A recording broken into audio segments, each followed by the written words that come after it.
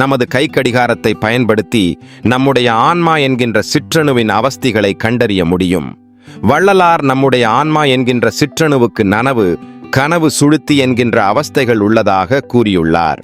இந்த நனவு என்கின்ற அவஸ்தியை தான் நமது ஸ்மார்ட் வாட்ச் அவேக் என்று கூறுகிறது. கனவு என்கின்ற அவஸ்தையை தான் ரேபிட் ஐ மூவ்மெண்ட் என்று கூறுகிறது. சுழுத்தி என்று கூறப்படும் பேரூரக்க நிலையை தான் ரெஸ்ட்ஃபுல் என்று ஸ்மார்ட் வாட்ச் கூறுகிறது. இந்த கனவு, நனவு, சுழுத்தி என்கின்ற அவஸ்தைகளை விரிவுபடுத்தி வள்ளலார் பின்வருமாறு கூறுகிறார். ஜீவ சாக்கிரம், ஜீவ சொப்பனம், ஜீவ சுழுத்தி, நிர்மல சாக்கிரம், நிர்மல சொப்பனம், நிர்மல சுழுத்தி, பரசாக்கிரம், பர சொப்பனம், பர சுழுத்தி, குரு சாக்கிரம், குரு சொப்பனம், குரு சுழுத்தி, குரு துரியம், குரு துரியாதீதம், சுத்த சிவ சாக்கிரம், சுத்த சிவ சொப்பனம், சுத்த சிவ சுழுத்தி, சுத்த சிவ துரியம், சுத்த சிவ துரியாதீதம்.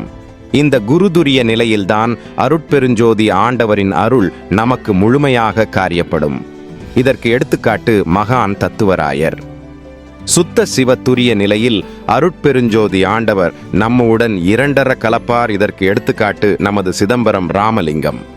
குருதுரியமே சுத்த சிவதுரியமே எல்லாம் கொண்ட தனி ஞான வெளியே தொண்டரிதயத்திலே கண்டென இனிக்கின்ற சுகயோக அனுபோகமே சுத்த சிவசன்மார்க்க நிதியே அருட்பெரும் ஜோதி நடராஜபதியே ஜோதி நடராஜபதியே.